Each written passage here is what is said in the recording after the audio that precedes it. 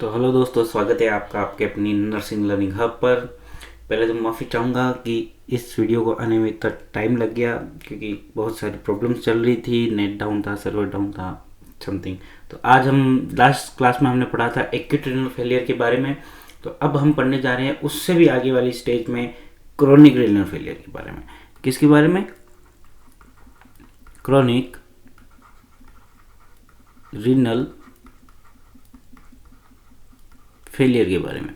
ठीक है, हमने एक्यूट रीनल फेलियर के बारे में पढ़ा था और उस समय थोड़ा सा क्रोनिक रीनल फेलियर के बारे में पढ़ा था कि जब एक्यूट रीनल फेलियर का सही समय पर ट्रीटमेंट नहीं हो पाता है तो वो किस में कन्वर्ट हो जाती है?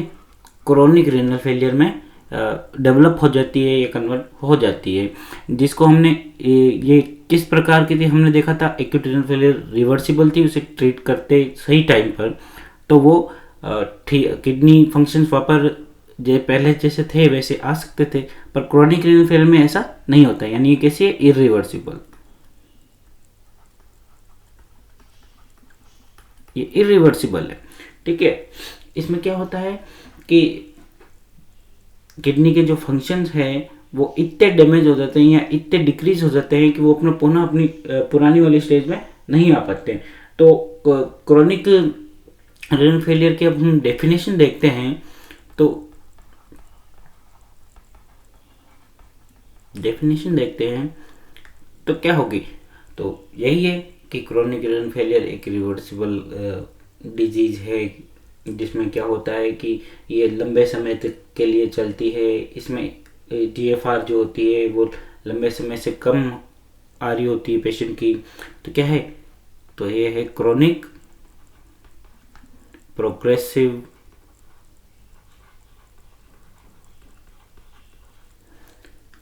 irreversible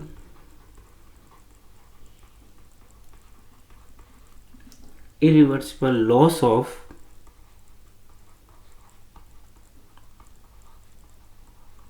kidney functions.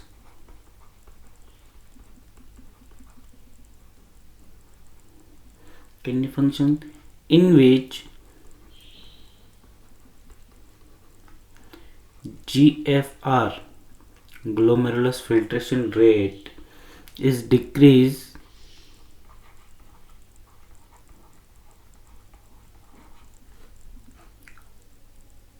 less than 60 ml per minute from last 3 months. ठीक है, ये इसकी डेफिनेशन होगी कि क्रोनिक, ये है क्रोनिक कंडीशन है, प्रोग्रेसिव यानी आगे और बढ़ती रहती, सही समय पर इसको ट्रीट नहीं करें या इसको सही तरीके से मैनेज नहीं करें तो ये आगे बढ़ती रहती है। इरिवर्सिबल यानी ये जब किडनी डैमेज होगी तो इसके जो नेफ्रॉन्स को पुनः पहले जैसी कंडीशन में नहीं लाया जा सकता। Loss of irreversible loss of kidney functions in which GFR is decreased. जब एक पेशेंट के हम जीएफआर चेक करते हैं लगातार 3 महीनों के लिए या 3 महीने के एवरेज से, तो उसकी हर इस 3 महीने के ड्यूरेशन में उसकी जीएफआर कितनी आएगी? 60 ml से कम आएगी। तो हम उसको क्या कह सकते हैं कि पेशेंट का डायग्नोसिस क्या होगा? Chronic renal failure. ठीक है,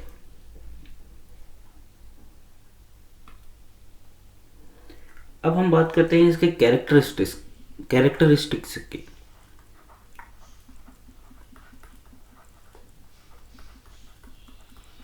कि हम कैसे पता लगाएंगे कि एक पेशेंट को यही हो रहा है, क्रोनिक रीनल फेलियर ही है। तो इसमें क्या है कि हमने जीएफआर की बात की थी कि वो 3 महीने से 60 ml से कम आ रही है। तो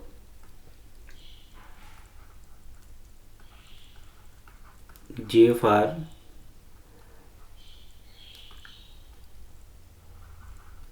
less than 60 ml per minute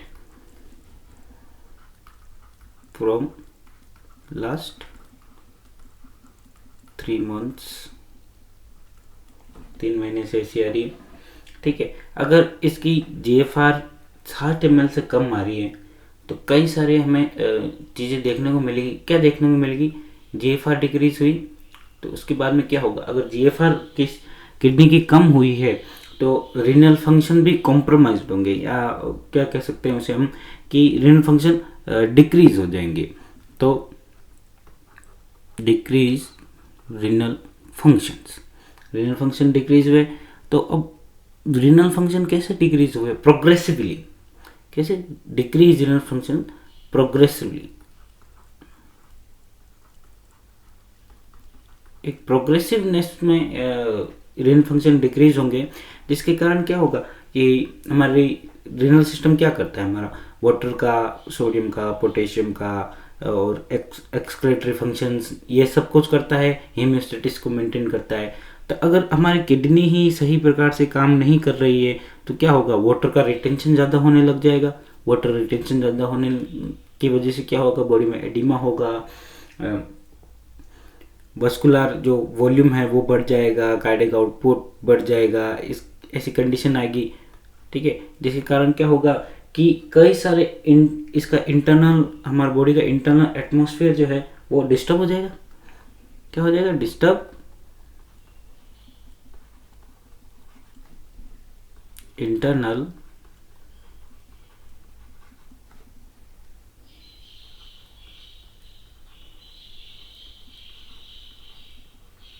atmosphere.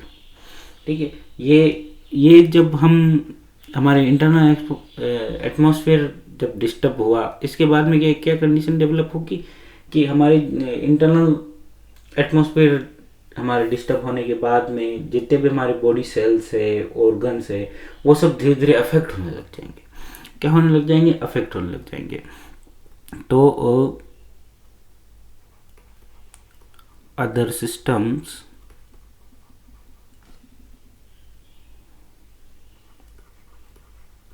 System functions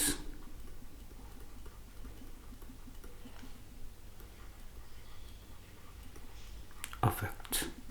ठीक है, ये अफेक्ट होने लगे। फंक्शन क्या क्या अफेक्ट हो रहे हैं, फंक्शंस अफेक्ट हो रहे हैं, या उनके जो काम है ना वो अफेक्ट हो रहे हैं। तो हमने भी देखा था एक्यूट रीनल फेलियर में फंक्शंस जब किसी भी ऑर्गन के अफेक्ट होने लग जाते हैं तो क्या आते हैं, उस ऑर्गन की फेलियर के कंडीशन आते हैं, उस ऑर्गन की फेलियर की कंडीशन आने लगते हैं।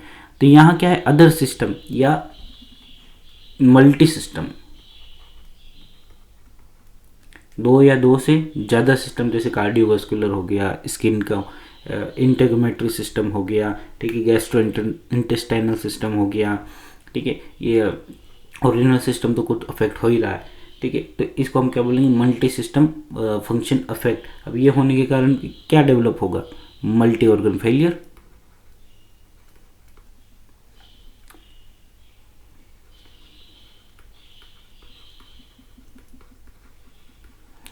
फेलियर बोल सकते हैं या उस सिस्टम की प्रॉब्लम्स बोल सकते हैं, ये सब कंडीशन हमें देखने को मिलेगी। ठीक है, अब बात करते हैं हम इसके स्टेजेस की, कितने प्रकार के इसके स्टेज होते हैं। तो एक्यूट क्रोनिक रीनल फेलियर के चार स्टेज में हमें इसको डिवाइड किया गया है। स्टेजेस जो हैं इसकी चार प्रकार की होती है।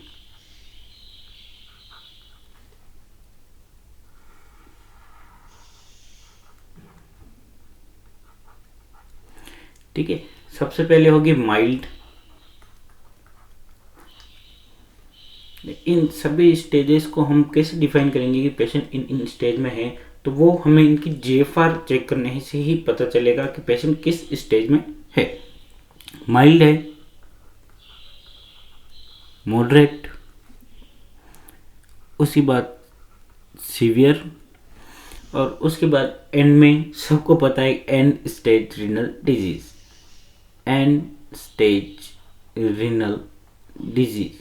ठीक है, ये आ जाएगा। अब इसमें जेएफआर का कैसा कैसे रोल है मैं आपको बता देता हूँ कि जेएफआर देख रहे हैं इसमें, ये जीएफआर कितनी होगी, तो माइल्ड में जीएफआर होगी हमारी 60 से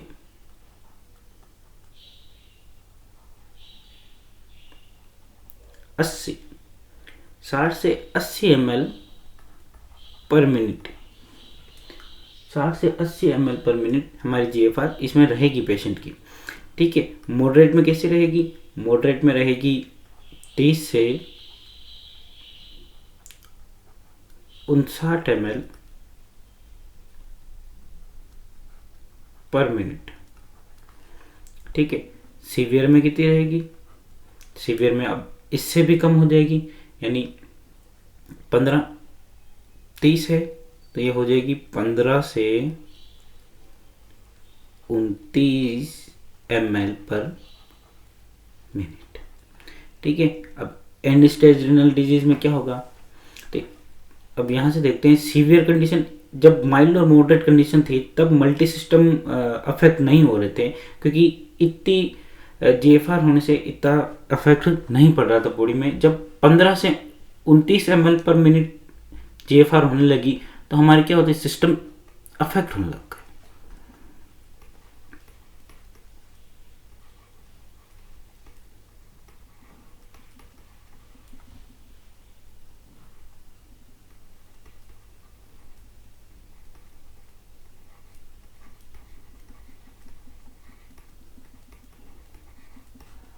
ठीक है, हमारे मल्टी सिस्टम जो है जिनके फंक्शन अफेक्ट होने लग गए। अब एंड स्टेज रीनल डिजीज में क्या है कि जब 15 है, यहाँ हमने लास्ट क्या रखी 15 है, तो इसमें एंड स्टेज रीनल डिजीज में जीएफआर क्या हो जाएगी 15 ml से भी कम, 15 ml पर मिनट से भी कम, लेस देन 15 ml। तो ये कंडीशन की एंड स्टेज रीनल डिजीज की कंडीशन कैसी होती है? लाइफ थ्रेटनिंग कंडीशन होती है।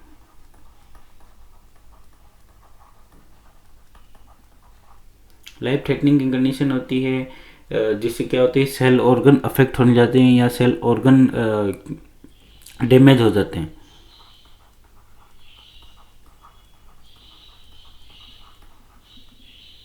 ठीक है, ये 4 प्रकार की स्टेजेस हमने इस प्रकार देखी है।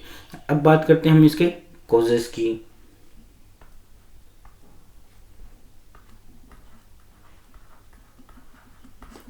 हम इसके कॉजेज की बात करते हैं तो कॉजेज में हमने एक्यूट रीनल फेलियर में पढ़ा था कि प्री रीनल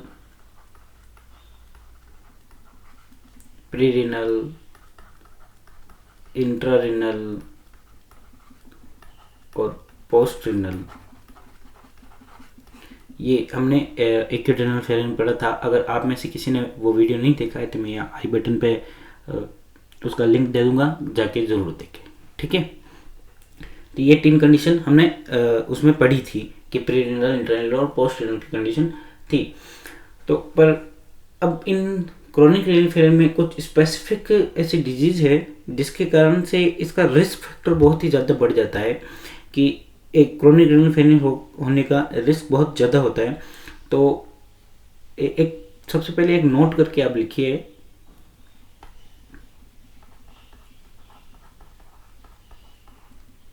कि जो इसका मेन कोज अधिकतर क्या माना जाता है, अधिकतर कॉमनली क्या होता है, हाइपरटेंशन।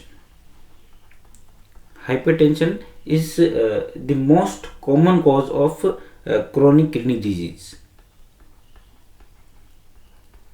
मोस्ट कॉमन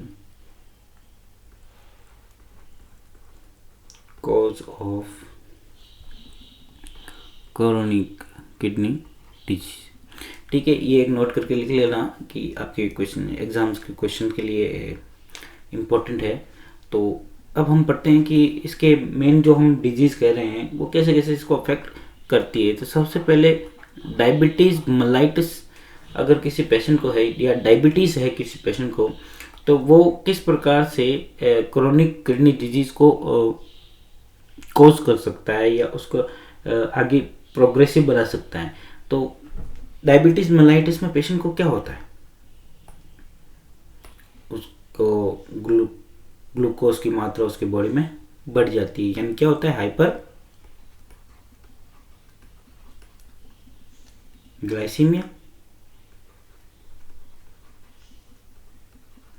हाइपरग्लाइसीमिया होने लगता है, जिसके कारण क्या होता है कि जो ब्लड की ऑस्मोलिटी है वो इंक्रीज हो जाती है, यानी हाइपरग्लाइसीमिया ग्लूकोज का लेवल बॉडी में बढ़ जाता है। जो ऑस्मोलिटी जो होती है ना ब्लड की, वो बढ़ जाती है, इंक्रीज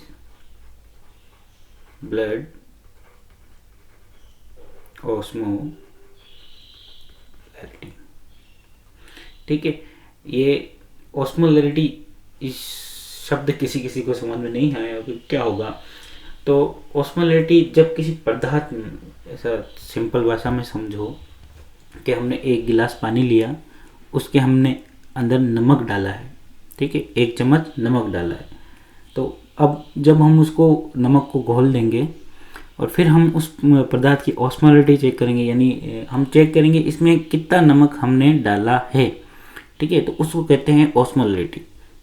समझे आप?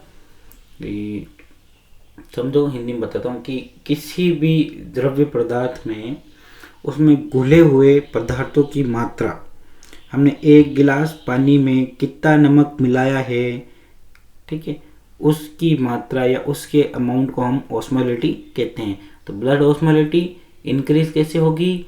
जब ब्लड में हाइपरग्लाइसीमिया, ग्लूकोज की मात्रा ब्लड में बढ़ रही है, तो ब्लड क्या होगा? थोड़ा गाढ़ा हो जाएगा, ठीक है, जिसके कारण से हमें क्या देखने को मिलेगी? Decrease GFR. जीएफआर को ये अफेक्ट करेगा क्योंकि ब्लड ज़्यादा गाढ़ा है, तो हमारा ग्लोमेरुलर फिल्ट्रेशन सही प्रकार से काम नहीं करेगा, जिसके कारण हमें क्या देखने मिलेगा? क्रोनिक किडनी डिजीज हमें देखने को मिलेगी। ठीक है, नेक्स्ट अब हम देखते हैं इसमें कि कौन कौन अदर कौन सी डिजीज है। तो दूसरे नंबर पे आते हैं ऑटो इम्यून डिजीज। कौन सी disease? Auto immune disease.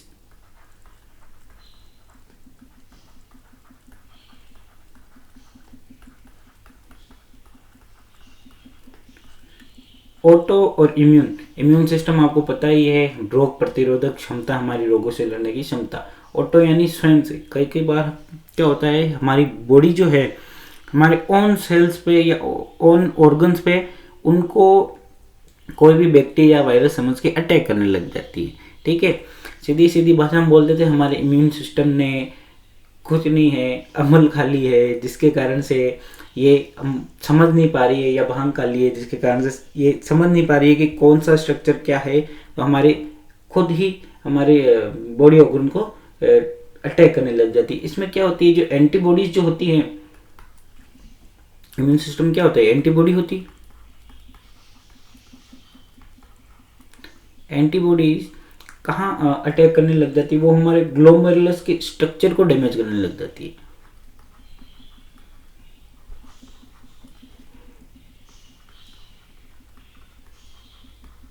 Structure of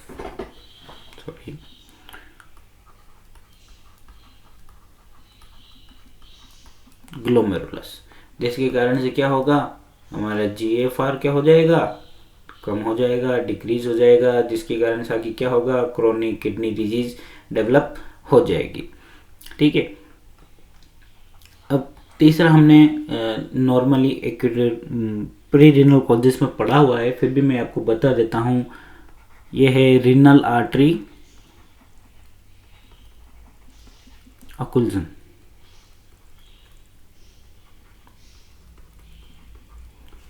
ठीक है, रिनल आर्टरी में किसी भी प्रकार का रुकावट आ जाना, स्टेनोसिस हो जाना, स्क्लेरोसिस हो जाना, या फिर कोई भी थ्रोम्बस का वहाँ आके जम जाना, जिसके कारण से ब्लड सप्लाई पूर्ण तरीके से नहीं हो पाएगी।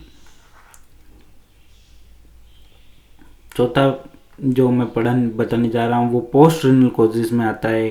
क्या आता है कि क्रोनिक यूरिनरी ऑब्स्ट्रक्शन, लंबे समय से यूरिन का ऑब्स्ट्रक्शन होना।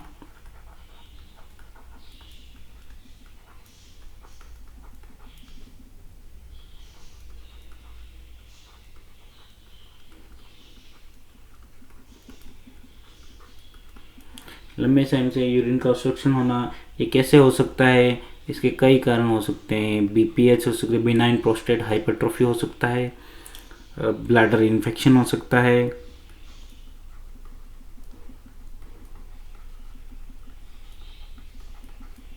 ब्लैडर इन्फेक्शन हो सकता है, नेक्स्ट रीनल स्टोन हो सकते हैं, स्टोन हो सकते हैं। तो ये हमने इसके कोज पढ़े हैं। ठीक है, अब यहाँ से हमारे दिमाग में एक ही सवाल आता है कि सर कि रीनल डैमेज तो हो रहा है, पर अलग अलग सिस्टम तक ये कैसे जाएगा या कैसे चेंजेस आएंगे। तो अलग अलग सिस्टम यानी मल्टी सिस्टम फेलियर या मल्टी सिस्टम अफेक्ट कैसे होंगे, तो यहाँ देख लेते हैं हाउ मल्टी सिस्टम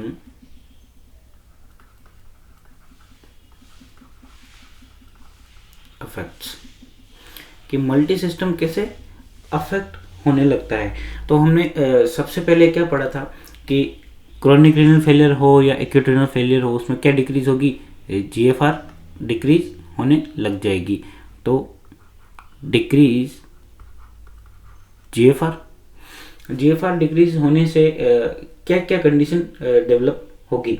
आपको भी पता है कि जीएफआर डिक्रीज हुआ तो हमारे यूरिन का प्रोडक्शन नहीं होगा, यूरिन प्रोडक्शन नहीं हुआ तो वेस्ट प्रोडक्ट हमारे बॉडी से बाहर नहीं जाएंगे, वेस्ट प्रोडक्ट हमारे बॉडी से बाहर नहीं जाएंगे तो फ्लूइड का रिटेंशन ज़्यादा होने लग जाएगा, इनका वेस्ट प्रोडक्ट्स का एक्यूमुलेशन बॉडी में ज़्यादा होने लग जाएगा। तो क्या होगा नेक्स्ट, इसके बाद में क्या होगा, डिक्रीज यूरिन प्रोडक्शन। अब यूरिन प्रोडक्शन कम हुआ, हम इस पे ही ध्यान देंगे कि यूरिन प्रोडक्शन कम हुआ, यूरिन प्रोडक्शन कम होने के साथ साथ फ्लूइड रिटेंशन भी होने लग गया। इसके आगे फ्लूइड रिटेंशन,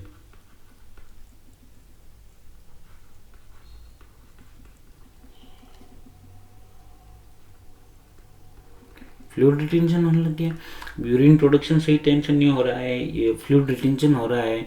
तो एक और हमें कंडीशन देखने को मिलती है जो हम यहाँ साइड में लिख लेते हैं, क्या है कि वेस्ट प्रोडक्ट हमारी बॉडी से बाहर नहीं जाते हैं, यानी एक्यूमुलेशन ऑफ वेस्ट प्रोडक्ट।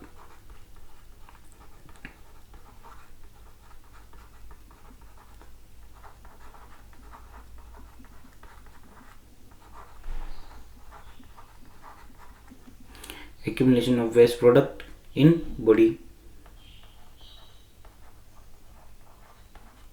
जैसे हमने यूरिया पढ़ा था, क्रेटिनिन पढ़ा था, ये हमारी बॉडी में ज़्यादा रिटेन करने लग जाएंगे। ठीक है, अब फ्लूइड रिटेंशन ज़्यादा हो गया हमारी बॉडी में, तो इसके बाद में क्या होगा, फ्लूइड में पानी में क्या क्या होते हैं, हमारे इलेक्ट्रोलाइट होते हैं। इलेक्ट्रोलाइट होने से क्या होगा, कोई इलेक्ट्रोलाइट ज़्यादा हो गया, कोई इलेक्ट्रोलाइट कम हो गया, इसके कारण से इलेक्ट्रोलाइट इम्बैलेंस,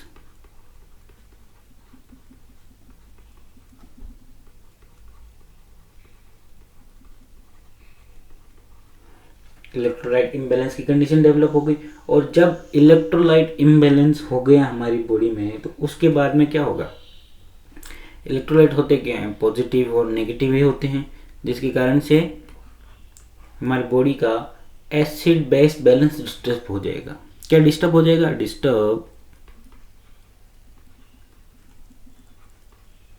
एसिड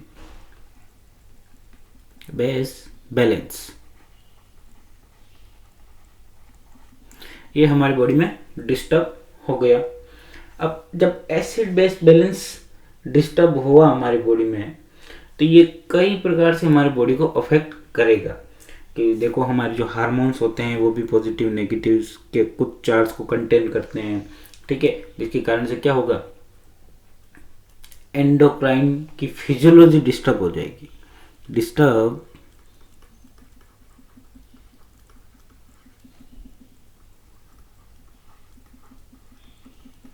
एंडोक्राइनल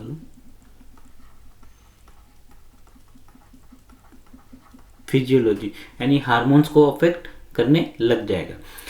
तो हार्मोन्स अफेक्ट हो रहे हैं तो हमारे बहुत सारे ऑर्गन भी अफेक्ट होंगे, यानी सब हमारी ग्लैंड्स अफेक्ट होगी। हमारी बॉडी में चलता किससे, एक तो रिवर से चलता है, रिवर को क्या हो गई, ब्लड हो गया।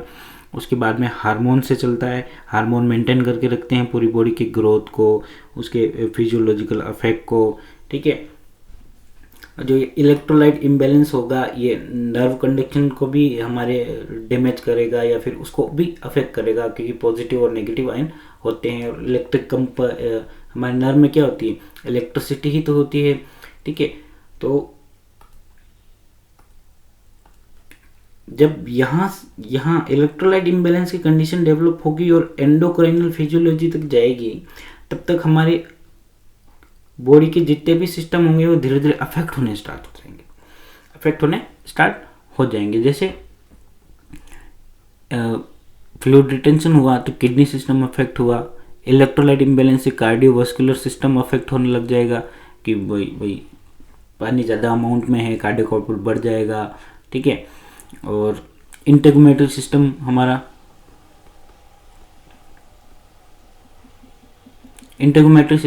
अफेक्ट करने लग जाएगा। क्यों? क्योंकि इलेक्ट्रोलाइट इम्बैलेंस हुआ है और फ्लूइड रिटेंशन हुआ है, जिसके कारण से एडिमा की कंडीशन होने लग जाएगी।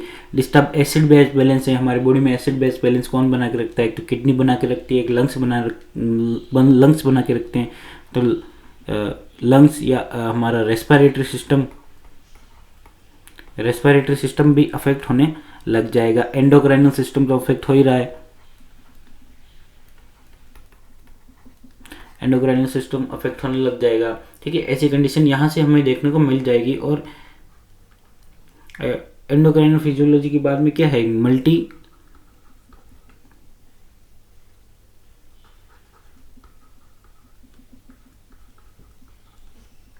मल्टी सिस्टम अफेक्ट, ठीक है। यहाँ से हमारा जो भी मल्टी सिस्टम है वो अफेक्ट होने लग जाएगा, ठीक है। अब हमने देखा मल्टी सिस्टम अफेक्ट होने लग गया है, जिसमें कौन कौन से सिस्टम आ जाएंगे, इन सब में कौन कौन से सिस्टम आ रहे थे? हमारा cardiovascular, integumentary, lungs, endocrinal system, haematological